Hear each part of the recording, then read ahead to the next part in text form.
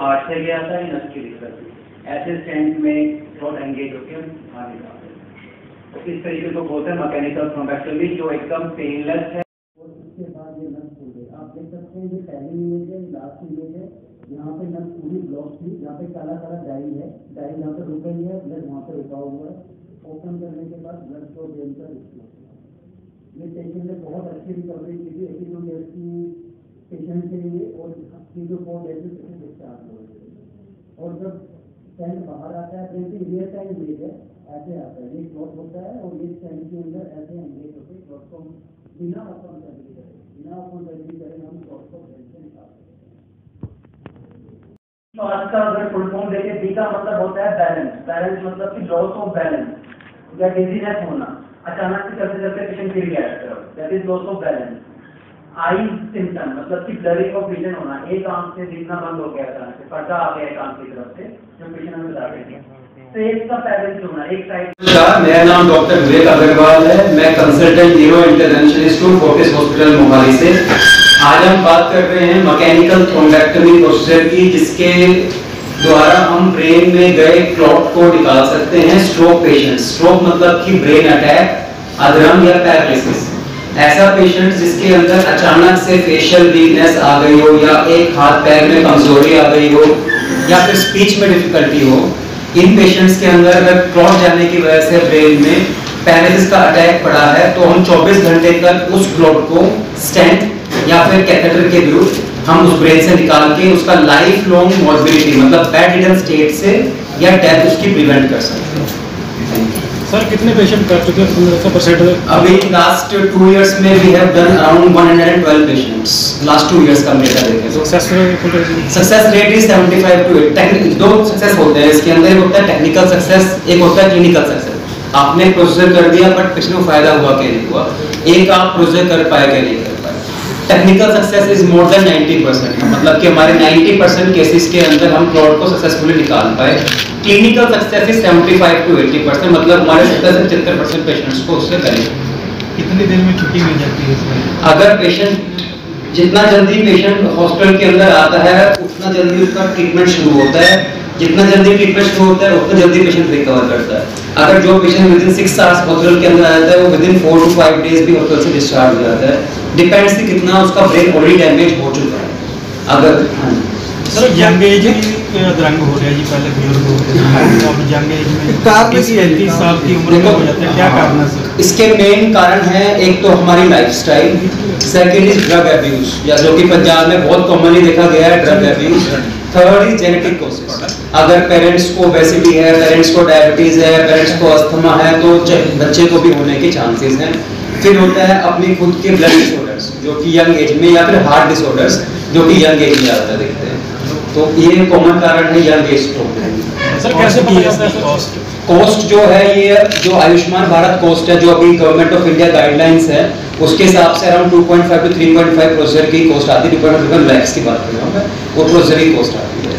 Sir कैसे पता चलता है कब इसका ट्रीटमेंट शुरू करना चाहिए हॉस्पिटल? देखो, इसके ट्रीटमेंट के लिए वेट नहीं करना, जितना जल्दी सिम्टम्स में से मैंने आपको हाँ सिम्टम्स, इसका एक एक्रोनिम होता है, इसको बोलते हैं बी फास्ट। बी का मतलब होता है बैलेंस। अचानक से पेशेंट चलते चलते गिर गया, अचानक से हाथ में या पैर में वीकनेस आनी शुरू हो गई, बैठा हुआ था फोन पकड़ के फोन छोड़ दिया, हाथ से पकड़ नहीं पा रहा फोन को। विजन लॉस होना, एक तरफ की आंख के सामने पर्दा आ गया, आंख से देख ही नहीं पा रहा, विजन नहीं है आंख में। उसके बाद होता है कि हाथ नहीं उठा पा रहा होगा, ठीक है। स्पीच, अचानक से कुछ भी वर्ड्स बोलने की कोशिश कर रहा है तो मुंह टेढ़ा हो जा रहा है, थूक आ रहा है अपने आप ही। लॉस ऑफ कॉन्शियसनेस, अचानक से खड़ा होकर बेहोश हो गया, कंट्रोल नहीं रहा। अचानक से सिम्टम्स होना, ये ऐसा नहीं होगा 2 दिन 3 दिन 4 दिन से सिम्टम्स हो रहे हैं, वो स्ट्रोक नहीं होगा। ये होता है अचानक से, ठीक ठाक से पेशेंट बैठा अचानक से हो गया, दैट इज उसको स्ट्रोक शुरू हो गया। और जब से शुरू हो रहा है the onset is time, 1 minute में हमारा brain 10 lakh brain cells lose करता है 1 मिनट के, इसलिए बोलते हैं टाइम इज ब्रेन। जितना जल्दी आप ट्रीटमेंट कराओगे उतना जल्दी आपका ब्रेन सेव होगा और लाइफ बचेगी। हार्ट में अटैक आने में और इसमें कितना अंतर है? हार्ट अटैक आने में और इसमें अंतर ये है कि हार्ट अटैक होता है कि हार्ट की कोई नस बंद हो जाए। ब्रेन तक 2 तरह से होता है, या तो फिर नस बंद हो गई या नस ब्लीडिंग होने लगती है। हार्ट अटैक में बोलते हैं कि ठीक है आपको हार्ट अटैक आया, आप एस्पिरिन लेके या कोई ब्रेथिनल लेके और फिर पहुंचिए। ब्रेन अटैक में रिकमेंडेड नहीं है, सेल्फ ट्रीटमेंट रिकमेंडेड नहीं है, क्योंकि आपको पता नहीं है कि ब्रेन में हुआ क्या, वो बंद हुई है नस क्या और नस रप्चर हो गई। इसलिए सबसे पहले हॉस्पिटल पहुंचने के बाद सीटी स्कैन होता है, जिससे पता लगता है कि पेशेंट को स्ट्रोक किस तरह का है, उसके बाद ट्रीटमेंट शुरू होता है। हार्ट अटैक भी जानलेवा है, ब्रेन अटैक भी जानलेवा है, बट ब्रेन अटैक के अंदर जितना जल्दी आप पहुंचते हो उतना ब्रेन सेल्स आप बचा सकते हैं। सर जैसे ड्रग वगैरह लेते हैं, नशा छोड़ के एकदम टेढ़ा हो जाता है, ड्रग है इसमें नहीं, नस जो ड्रग अब्यूज है, ड्रग्स हैं, वो क्या करती हैं कि हमारा शरीर का ब्लड प्रेशर बढ़ाती है, नंबर 1। नंबर 2, हमारी जो नसों की लेयर होती है उसको डैमेज करती है। जब नसों की लेयर डैमेज होती है तो बॉडी का मैकेनिज्म होता है उसको अपने आप रिपेयर करना। तो नसों को रिपेयर करने के लिए हमारे जो बॉडी के ब्लड के सेल्स होते हैं वो आके उस पर चिपक जाते हैं, वो अपने आप में एक क्लॉट होते हैं। जैसे बीपी बढ़ता है वो जो नस में चिपक गए तो जाके ब्रेन में जाते हैं और नसों को बंद कर देते हैं। तो इसलिए ड्रग अब्यूज से बीपी का डैमेज भी होता है प्लस नसों के लेयर्स का डैमेज भी होता है, इसलिए यंग एज में स्ट्रोक का कारण ड्रग अब्यूज है। एज के हिसाब से वो इसके सॉरी एज के हिसाब से ज़्यादा एज वाले इस ट्रीटमेंट कराते हैं। हाँ बिल्कुल, देखो एज के हिसाब से एक तो हमारी बॉडी की हीलिंग पावर नहीं, सेकेंड हमारा जो हम डाइट में कोलेस्ट्रॉल ले रहे हैं, हम जितना भी हमारी डायबिटीज़ है, हमारी शुगर, जितनी भी बीपी की बीमारी, शुगर की बीमारी, अस्थमा, ये भी एज ज़्यादा होती है क्योंकि हमारी बॉडी का इंसुलिन सिक्रेशन नहीं होता, हमारे बॉडी के अंदर हार्मोन्स कम हो जाते हैं और यही कारण स्ट्रोक के होते हैं। तो मेनली स्ट्रोक का इंसिडेंस होता है 40 से लेके 70 ईयर्स। बट जैसे आपने पहले भी कहा, आज अभी ये चीज़ शिफ्ट हो गई है, अब हम 30 से लेके 80 ईयर्स के पेशेंट भी देखते हैं because of drug abuse, genetic conditions, lifestyle, sedentary lifestyle. आप घर बैठ के जोमेटो से खाना ऑर्डर कर सकते हैं, सब कुछ इजीली अवेलेबल है, बट वो इजीली अवेलेबल एक तरह से आपकी बॉडी के लिए आपको ही डैमेज करेगा।